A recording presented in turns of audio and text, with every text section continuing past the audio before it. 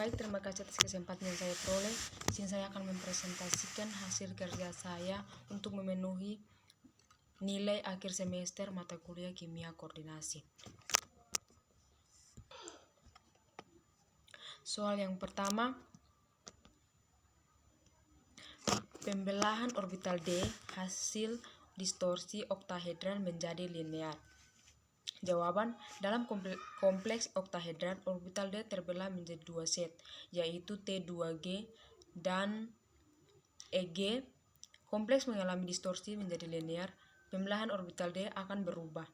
Pada saat distorsi menjadi linear dalam geometri linear, ligan berada di sumbu set, dan orbital D set 2 menjadi paling terlibat dengan ligan, sementara orbital lainnya menjadi kurang terlibat.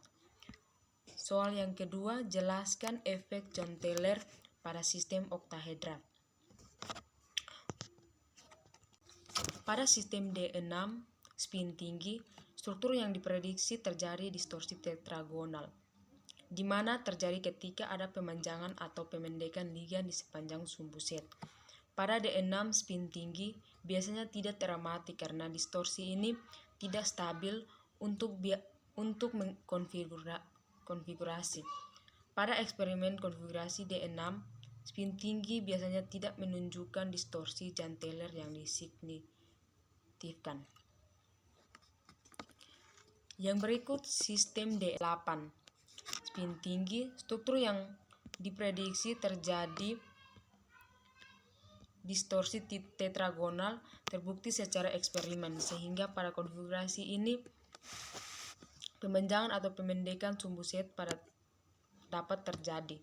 Sedangkan pada sistem D8 spin rendah, struktur yang diprediksi distorsi tetragonal yang besar dan dapat menghasilkan kompleks bujur sangkar. Distorsi ini sangat penting dan dapat menghasilkan perubahan besar dalam struktur kompleks. Soal yang ketiga, jelaskan mengapa terjadi perbedaan warna yang dihasilkan dari senyawa kompleks berikut dihubungkan dengan jenis ligan, pergeseran panjang gelombang, dan tingkat energi yang berpengaruh warna pada sinar tampak. Jawaban, warna senyawa kompleks dipengaruhi oleh jenis pergeseran, panjang gelombang, dan tingkat energi. Perbedaan ini dijelaskan oleh teori medan kristal dan seri spektrokimia. Pada CrF63 F- adalah ligan medan lemah yang menyebabkan pembelahan energi kecil, sehingga menyerap cahaya pada panjang gelombang yang lebih panjang atau merah dan memantulkan cahaya hijau. Yang kedua, CrH2O 6 kali 3+ warna violet. H2O adalah ligan medan menengah, sehingga dapat menyebabkan pembelahan energi sedang, menyerapkan cahaya pada panjang gelombang yang lebih pendek, dan memantulkan warna violet. Yang ketiga, CrNH3 6 kali 3+ yang warna kuning. NH3 adalah ligan medan kuat, sehingga dapat menyebabkan pembelahan energi besar, sehingga menyerapkan cahaya pada panjang gelombang yang lebih pendek atau biru dan memantulkan cahaya kuning. Soal nomor 4, dengan menggunakan contoh, jelaskan perbedaan kestabilan kinetik dan kestabilan termodinamik pada senyawa kompleks. Jawaban, yang pertama, kestabilan kinetik mengacu pada cepat atau lambat suatu kompleks yang bereaksi.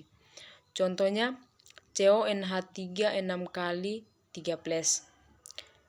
di mana CONH3 6 kali 3+ memiliki kestabilan kinetik yang tinggi karena ikatan antara ion CO3+ dan ligan NH3 sangat kuat dan reaksi substitusi berlangsung sangat lambat.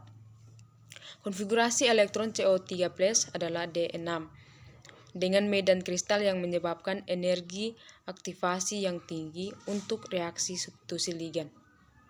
Yang kedua, kestabilan termodinamik.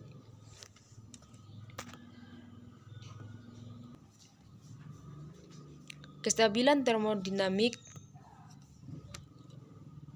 biasa dipakai dengan istilah stabil dan tidak stabil, dan yang menjadi acuan adalah energi yang terlibat dalam senyawa.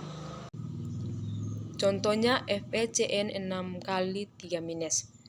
FeCN6 kali 3- memiliki kestabilan termodinamik yang tinggi karena ligan Cn- adalah ligan medan kuat yang menghasilkan medan kristal yang besar dan stabilisasi energi yang signifikan. Konfigurasi elektron Fe plus adalah D5 yang sangat distabilkan dalam medan kristal oleh Cn-. Energi bebas Gibbs rendah FeCN6 kali 3- memiliki energi bebas Gibbs yang rendah sehingga menjadikan sangat stabil secara termodinamik. Kompleks ini sangat stabil terhadap dekomposisi atau substitusi ligan. Dari kedua kinetik tersebut, perbedaannya adalah pada CONH3 6 kali 3+, stabil secara kinetik, lambat untuk bereaksi, walaupun mungkin tidak stabil secara termodinamik. Yang kedua, FeCN6 kali 3-, stabil secara termodinamik, memiliki energi bebas Gibbs yang rendah dan sulit didekomposisi atau mengalami substitusi ligan. Soal nomor 5, jelaskan mekanisme menggunakan contoh reaksi Sn1 dan Sn2 pada senyawa kompleks dengan jenis ligan kuat atau lemah yang berperan di dalamnya. Yang pertama, mekanisme Sn1. Tahap disosiasi. Ligan yang ada terlepas dari ion logam membentuk intermediat yang tidak terkoordinasi atau kompleks dengan koordinasi berkurang. Tahap ini adalah tahap penentu kecepatan lambat. Contoh CONH3 5 kali Cl2+ menghasilkan CONH3 5 kali 3+ tambah Cl-. Tahap koordinasi, ligan baru masuk dan berkoordinasi dengan ion logam pusat, ligan yang terlepas. Tahap ini relatif cepat. Contoh CONH3 5 kali 3+ tambah H2O menghasilkan CONH3 5 kali H2O 3+. Contoh mekanisme Sn1. Reaksi CONH3 5 kali Cl2+ ditambah H2O menghasilkan CONH3 5 kali H2O 3+ ditambah Cl-. Struktur awal CONH3 5 kali Cl2+. Yang kedua, tahap disosiasi CONH3 5 kali 3+ tambah Cl-. Yang ketiga, tahap koordinasi CONH3 5 kali H2O 3+. Mekanisme Sn2. Yang pertama, tahap tunggal. Ligan baru masuk dan ligan yang ada terlepas pada saat yang bersamaan. Mekanisme ini berlangsung melalui keadaan transisi di mana ligan baru dan lama berinteraksi dengan ion logam pusat. Contoh PtCl4 2- tambah NH3 menghasilkan PtCl3 NH3- ditambah Cl-. Contoh mekanisme Sn2. PtCl4 2- ditambah NH3 menghasilkan PtCl3 NH3- ditambah Cl4. Struktur awal PtCl4 2- dilihat pada struktur yang ada. Keadaan transisi yang berikut struktur akhir. PtCl3 NH3- ditambah Cl-. Dilihat pada struktur tersebut.